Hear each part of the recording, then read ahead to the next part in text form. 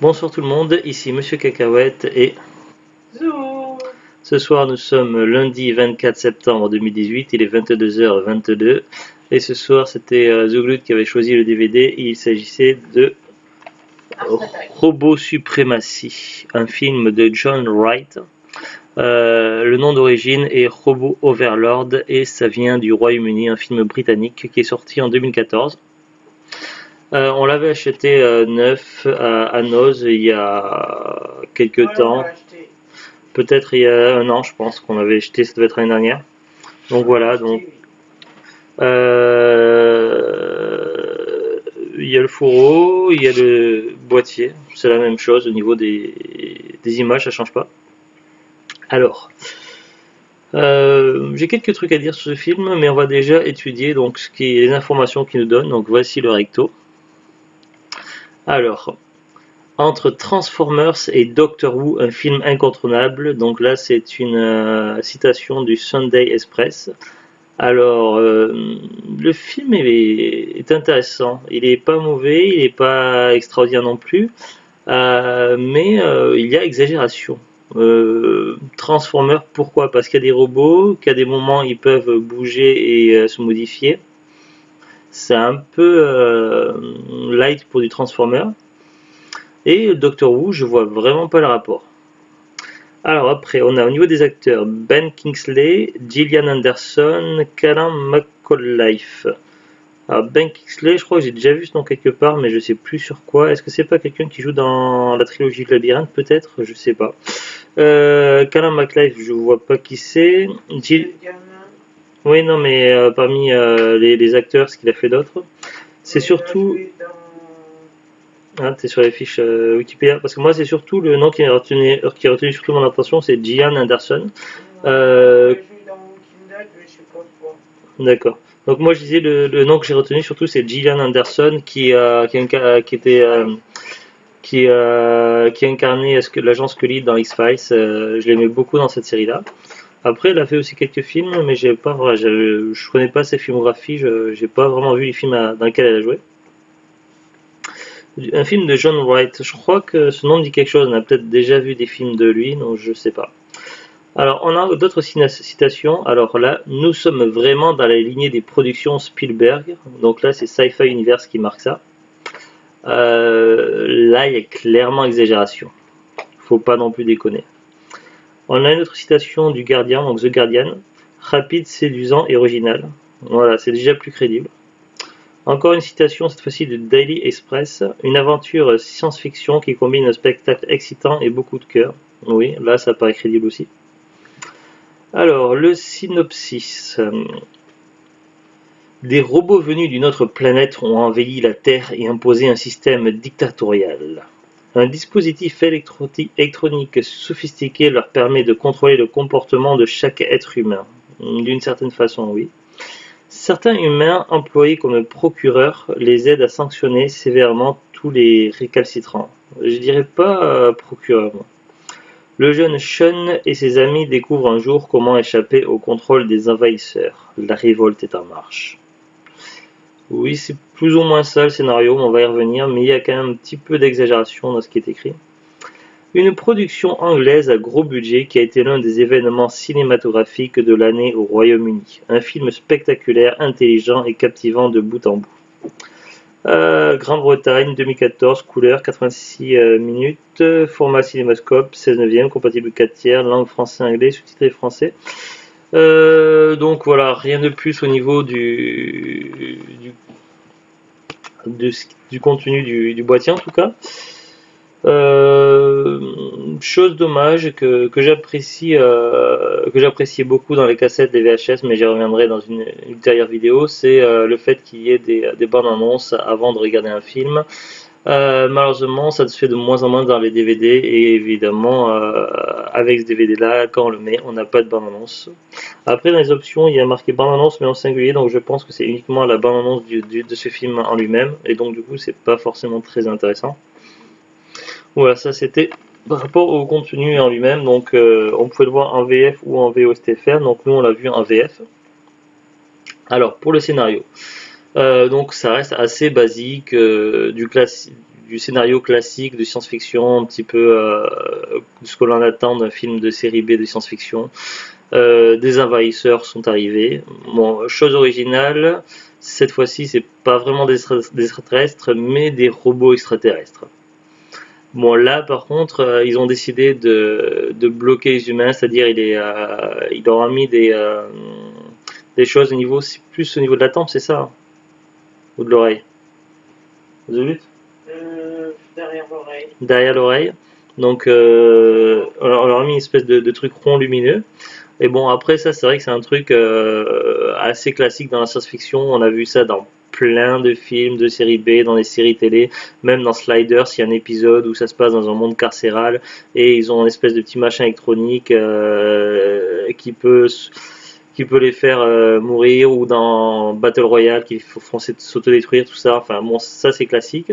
Par contre, au niveau de l'utilisation, là c'est ce qui est original, c'est que contrairement aux films et aux séries habituelles, au lieu de les faire sauter détruire s'ils dépassent un certain périmètre ou quoi, en fin de compte, c'est l'espèce de dispositif qu'ils ont, donc que les humains ont, est relié aux machines, et donc s'ils sortent du périmètre qui leur est alloué, donc en l'occurrence en général c'est une maison, une habitation, quelque chose de bien précis, à ce moment-là il y a une sentinelle robot qui arrive, donc en gros qui ressemble à ça. Et qui demande donc à l'humain en question de retourner à son domicile. Et s'il ne le fait pas au bout d'un certain nombre de secondes, et bien, le robot fait désintégrer l'humain, désintégrer de lui-même l'humain. Donc là, c'est un peu, et donc la plupart des humains, donc à l'exception de certains qui font un petit peu office de résistance, sauf que ce n'est pas vraiment des résistants, mais après, c'est vrai que étant donné que les gens ils sont bloqués dans leur domicile, tout ça, il n'y a pas de contact, il y a très peu de contact, et donc on ne sait pas trop ce qui se passe. Donc certains imaginent qu'il y a une résistance, et en fait, il y a quelques humains, il y a une poignée d'humains qui n'ont pas de dispositif, mais voilà, je ne vais pas non plus trop spoiler. L'histoire est donc centralisée sur une bande de jeunes. Donc ils sont combien? Donc deux adolescents, une adolescente et un petit garçon. Donc ils sont au nombre de 4. Ils sont donc logés dans le même foyer avec une femme adulte qui est la mère d'un seul d'entre eux, d'un seul des 4. Et donc, il y en a, sur le groupe, il y en a surtout un qui en a un peu marre et qui aimerait retrouver son père qui est porté disparu. Malheureusement, avec les dispositifs, c'est impossible. Et donc, leur but à eux, donc, il va amener ses potes, ses camarades, tout ça, à l'accompagner dans son aventure. Et donc, leur premier objectif, ce sera donc d'essayer de ne plus être tracé, donc d'essayer de trouver un moyen de désactiver le dispositif. Et ensuite de partir à la recherche du père donc de Sean. Malheureusement, ça ne va pas être aussi simple que ça. Et en plus des robots, il y a certains humains qui ont collaboré avec l'ennemi, donc qui sont en gros des collabos, dont un qui est responsable du secteur où il se trouve. Et donc au niveau de l'acteur, je ne sais pas qui joue ce personnage-là. Il appelle dans le film le prénom du personnage, c'est Smice. Je sais pas si c'est le nom de famille ou le prénom, Smice quelque chose.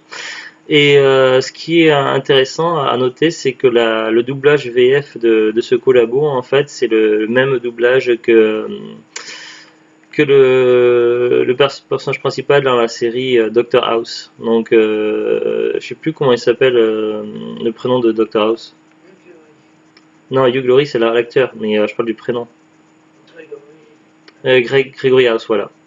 Donc c'est le même, donc le collabo a la même voix que Gregory House, et du coup pour un rôle de méchant, ce choix de doublage est plutôt une bonne idée.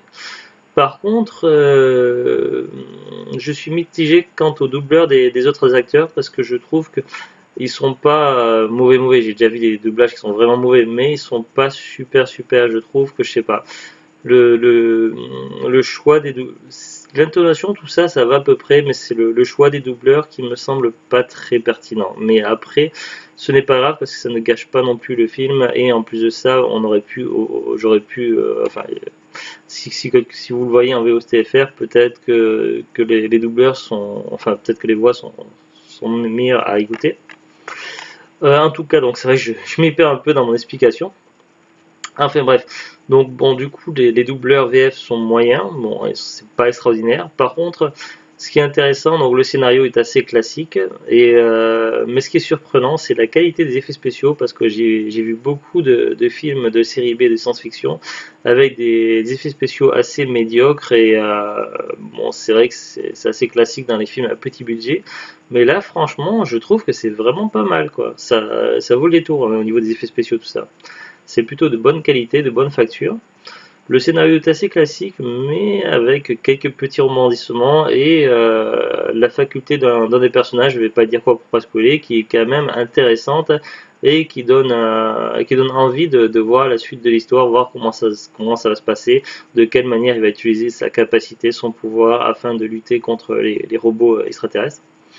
Donc de ce côté-là, c'est assez intriguant, donc c'est intéressant. Après, donc, bon, je vais pas spoiler le reste du film, mais voilà, on reste sur du basique, mais relativement bien réalisé, avec du doublage VF moyen, un petit peu pas toujours très approprié. Voilà, après ça se regarde. Est-ce que ça se regarde plusieurs fois? Je suis pas sûr, mais voilà, on peut passer quand même une bonne soirée dessus sans trop de problèmes. Est-ce que tu aurais quelque chose à ajouter là-dessus, Zulut? Zulut? Zulut? Bon.